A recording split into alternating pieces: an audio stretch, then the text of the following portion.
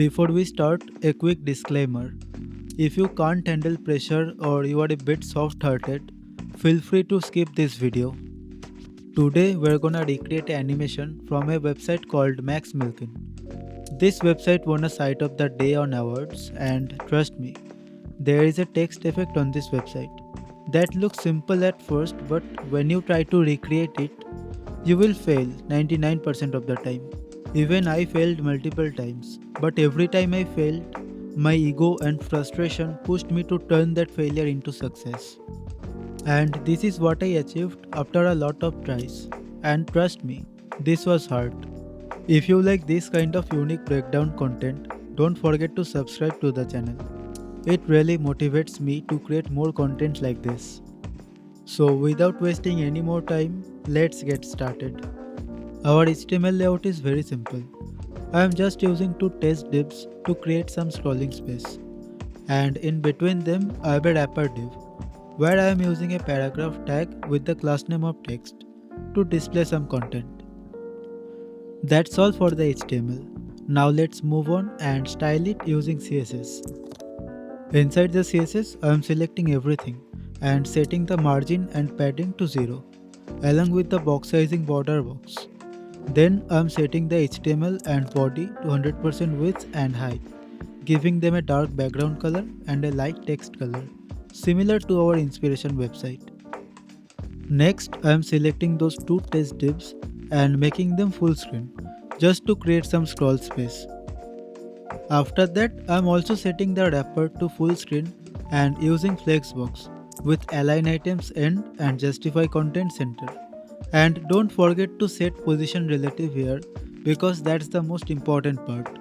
Finally, for the paragraph, I am using a custom font with a font size of 1.3 VW. I am setting the width to 45%, aligning the text to the center and using margin 0 auto.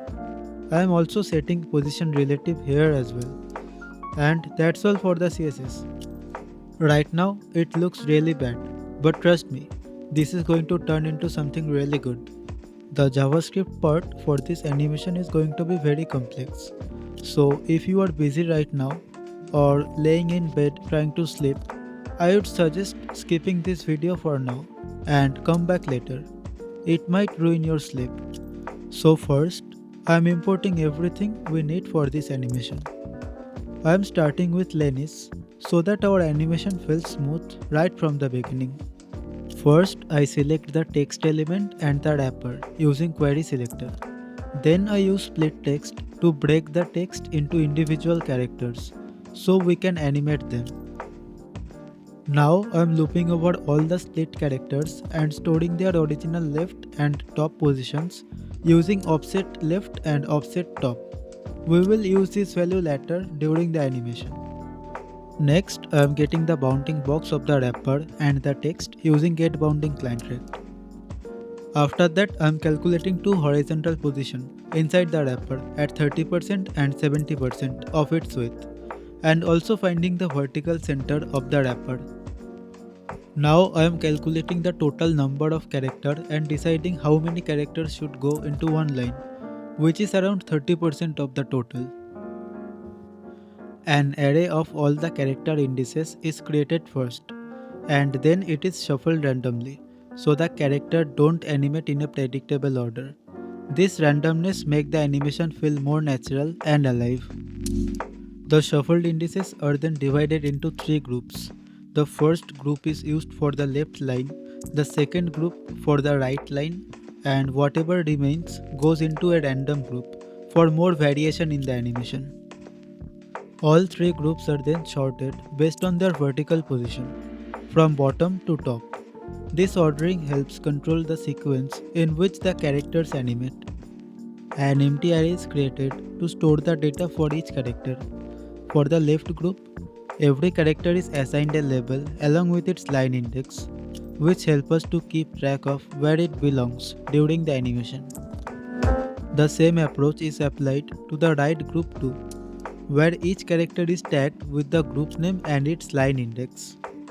The remaining random characters are split into two hubs, One hop is assigned to the left box and the other to the right box with separate indices, so their position can be managed independently during the animation.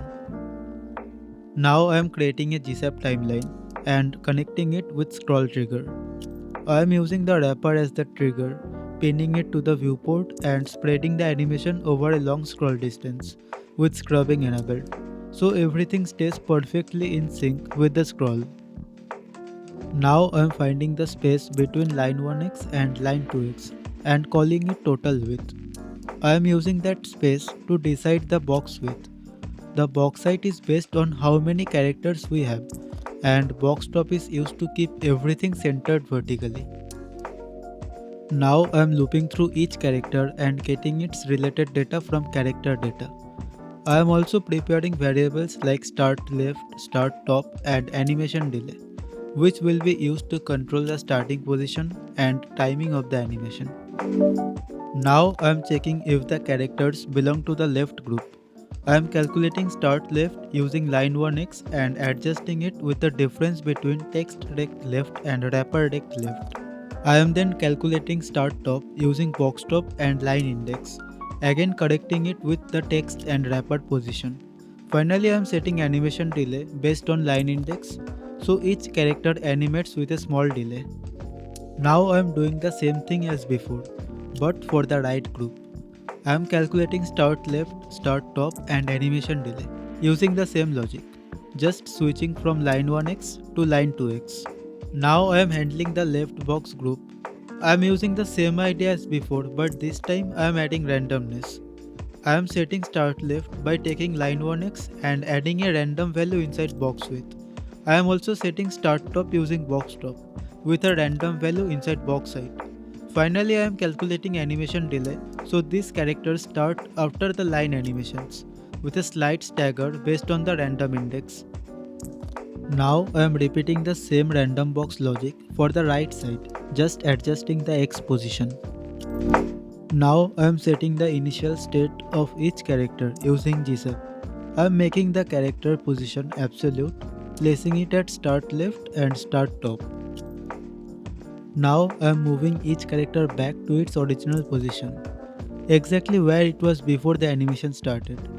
I am using a smooth easing so the movement feels natural and a small delay so everything comes together nicely.